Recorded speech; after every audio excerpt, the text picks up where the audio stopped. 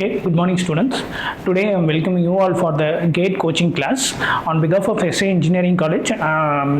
In this session, myself, Mr. Dr.S.PRADEEP, Associate Professor, EC Department, SA Engineering College.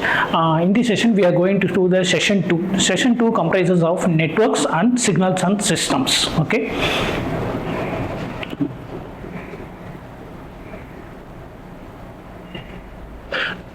Okay, actually the syllabus coverage for the signals and system deals with continuous time signal and discrete time signal. In that, my focus is based on Fourier transform. I have highlighted with that. Okay, red. Okay, actually it comprises of Fourier series, Fourier transform, sampling theorem, and application. This comprises of continuous time signal. Whereas when you go for discrete time signal, DTFT, DFT, Z transform, discrete time processing of continuous time signal, LTI systems, definitions and properties, causality, stability, impulse response, convolution, poles and zeros, frequency response, group delay, and phase delay. These are the main syllabus coverage for signals and system. Okay, so my focus is based on Fourier transform. Actually, the weightage of mark for session 2 comprises of, in terms of percentage, it comprises of 20 to 22% of the question will be based on session 2. It comprises for both networks as well as signals and system. In terms of question, you may get around 12 to 14 questions in the GATE question paper you will be having in terms of session 2. That is based on networks and signals and systems. Okay, so as our topic is Fourier transform, mainly the Fourier transform deals with analyzing or decomposing any complex signal. So the main focus of the Fourier transform is to convert from the time domain signal to frequency domain signal. So it's mainly employed in the application of signal processing, communication, and digital signal analysis. When you go for time domain analysis, the analysis result will be comparatively less accurate compared to that of frequency domain analysis. So that's why we are converting from time domain to frequency domain. So the frequently asked question in terms of GATE is, what is the difference between Fourier series, Fourier transform, and Laplace transform? So when you go for Fourier series, say all these things are going to analyze the continuous time signal. So Fourier series also going to analyze continuous time signal, Fourier transform also going to analyze the continuous time signal, whereas Laplace transform also going to analyze the continuous time signal. But there is a slight difference between all these terminologies. When you go for Fourier series, mainly it's employed for analyzing any periodic signal. So main focus of the Fourier series is to analyze any periodic signal. So it can able to analyze a periodic signal also, but the thing is the analysis result will be less accurate compared to that of Fourier transform. So that's the main advantage of Fourier transform compared to that of Fourier series. Whereas in case of Fourier transform, it converts from time domain signal to frequency domain signal. Similarly, it can able to analyze any aperiodic signal also. It can able to analyze in terms of Fourier transform. So you know the difference between periodic and aperiodic already you might have studied in the basics everything. Once again I recap for that. Periodic signal means the same signal should be repeated over a period of time both in positive axis as well as negative axis. Whereas when you go for aperiodic means it cannot be repeated both in positive and negative axis. Fourier series analysis cannot able to analyze any aperiodic signal. Okay, it can able to analyze only few aperiodic signal, whereas Fourier transform it can able to analyze any aperiodic signal. That is the advantage of Fourier transform compared to that of Fourier series. There is a slight difference between Fourier transform and Laplace transform. So when you go in terms of Fourier transform, it can able to analyze any aperiodic signal, it can able to analyze any systems also. But the thing is, when you go for systems, we have so many classification of systems. In that, one type is nothing but stable and unstable system. Okay, when you go for a stable system means the input is bounded, means output also will be bounded. You will be getting a finite output. Whereas when you go for unstable system means input will not be bounded one, so output will not be bounded one, so you will be getting unbounded output. In that case, Fourier transform cannot able to analyze an unstable system, whereas Laplace transform can able to analyze any unstable system also. That is a frequently asked question in terms of GATE. What is the difference between Fourier series, Fourier transform, and Laplace transform? So Fourier series can able to analyze any periodic signal, whereas in addition Fourier transform can able to analyze periodic as well as aperiodic signal. Whereas when you go for Laplace transform, it can able to analyze aperiodic signal, stable system, unstable system. This is the main difference between the Fourier series and Fourier transform and Laplace transform. So when you go for in terms of Fourier transform, as I already said, we are going to convert from time domain signal to frequency domain signal. So the input will be in time domain, the output will be in frequency domain.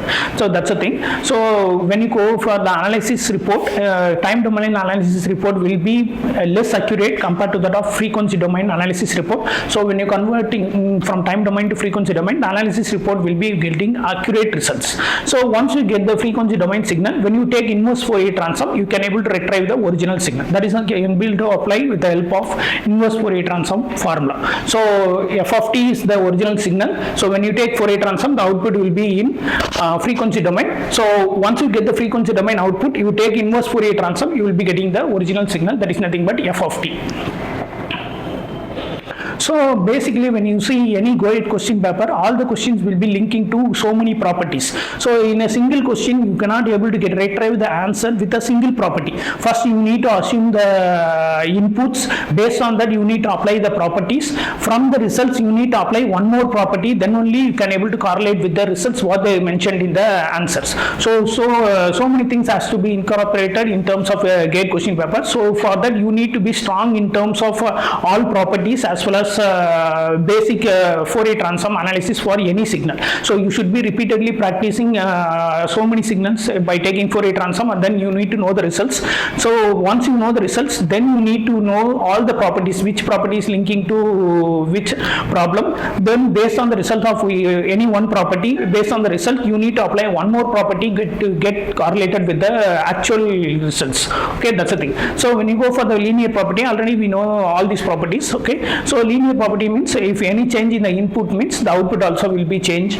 Okay, that is a relation given in terms of linear property. Similarly, in terms of transforms of derivative, if it is a single derivative, the output will be of minus I k f of k. So when you go for the derivative increases means, so here the power of k also will be increasing. So that will be shown in the next slide.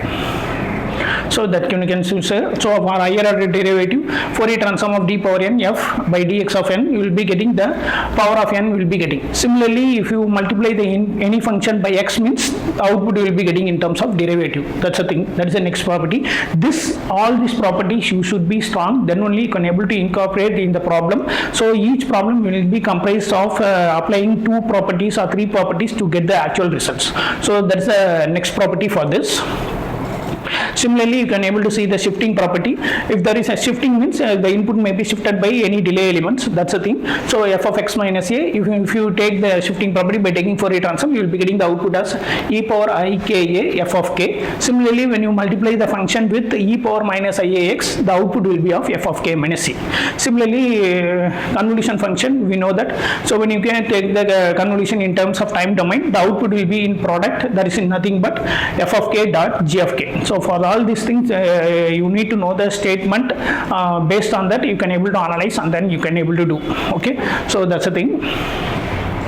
So the main property in terms of GATE question paper, they will be linking with the duality properties. So this will be applied in most of the problems. So when you go for the duality property, when you take Fourier transform for x of t, you will be getting x of omega. So when you apply the duality property, you will be getting the results of 2 pi x of minus omega. This may be very useful in terms of problems. So this thing you make a note of it. Okay, so duality property is a main important property in terms of GATE question paper, because each question may be comprising of first applying any property, suppose such as differentiation property. Based on the results of the differentiation property, you need to apply the duality property to get the actual results. That's the thing. Okay, so these are the property. Once again, I recap the properties. So linear property, transform of derivatives, then higher order derivatives, then multiplication by x, shifting property, convolution, then duality property. In terms of continuous time systems or any signal, they may ask in terms of Laplace transform also some problems. In that case, they may ask in terms of initial value theorem and final value theorem. So in case of initial value theorem, you need to find the initial value by applying the condition like s equal to infinity, and then you need to apply in the equation, then you need to get the results. Whereas when you go for a final value theorem, you need to apply s equal to 0 in the equation, and then you need to get the results. That problem also may be asked in terms of GATE questions. Okay, so you may get the GATE questions in terms of Fourier transform linking to Laplace transform also. Some question paper will be having the questions.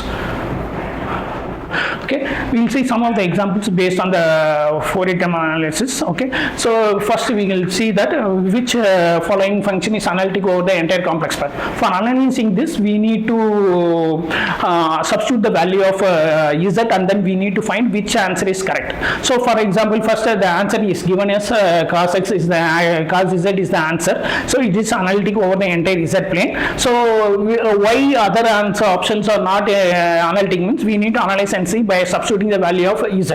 The first case, when you take ln of z, means when you apply z equal to 0 means you won't be getting the analytic answer, that cannot be plotted, so first option will not be answered. Similarly, when you take the third option, e power 1 by z, okay, that is also not analytic, because e power 1 by 0, if you apply z equal to 0, anything by 0 will get e power infinity, e power infinity will become infinity, that also not analytic. So when you go for the last option, means similarly 1 divided by 1 minus z, that also not equal to analytic over the entire z plane. When you go for the second option, so z can be expressed in terms of complex form, that is nothing but u plus iv form. So when you go for z equal to u plus iv or x plus iy, so that can be expressed in terms of cos a plus b. Cos a plus b is nothing but cos a cos b minus sin a sin b, that will be analytic over the entire z plane. So the option we out of given, the b will be the correct answer for analytic. So that's the thing. So make a look of the problem once again.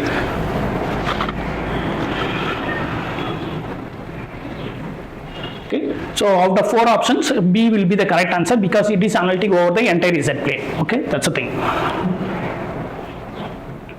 So the next question is finding the periodicity for anything. Okay, for finding the periodicity, we have a formula for finding the fundamental period 2 pi by omega. That is the fundamental thing. Omega can be obtained from the question what is given. So if it is a single signal, means you will be having 1 omega linking to the question. You can able to apply in the formula, and then you can able to get the answer, fundamental period as well as periodicity. When they give you 2 signals, means you can able to get T1, T2. You can able to get the ratio of T1 by T2. If it is not in terms of pi, means you can able to say that it's periodic, and then you can able to find the periodicity signal. If it is we are having n number of signals, for that in that case we are having some 3 or 4 signals, we need to take the LCM and HCF factor.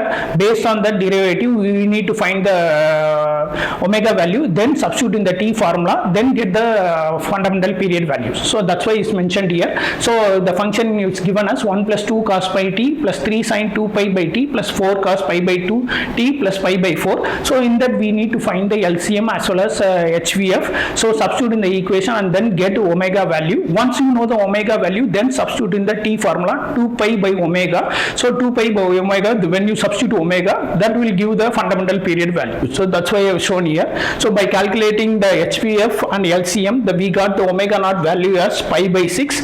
So once we know pi by 6 as omega naught, we know the fundamental period T formula is 2 pi by omega naught. 2 pi by pi by 6 will give 12 seconds. So that's a thing.